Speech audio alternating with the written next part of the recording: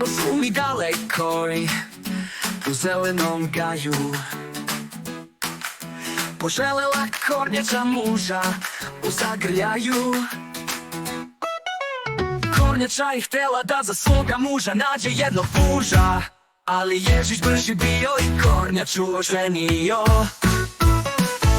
Najlepša na svetu jeste ljubav prava, i za macu i za puža i velikog glava.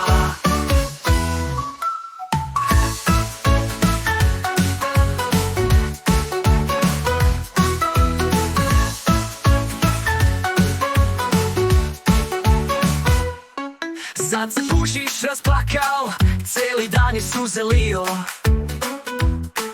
Kornjaču bi oženio, da je malo brži bio. Najlepša na svetu jeste ljubav prava, i za macu i za puža i velikog glava.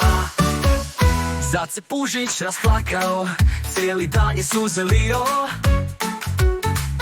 Kornjaču bi oženio, da je malo brži bio.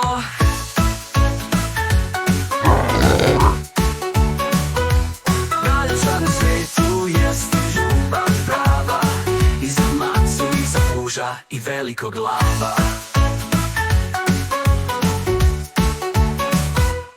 Za debelog ježa Miću kornjačin je oklop mali.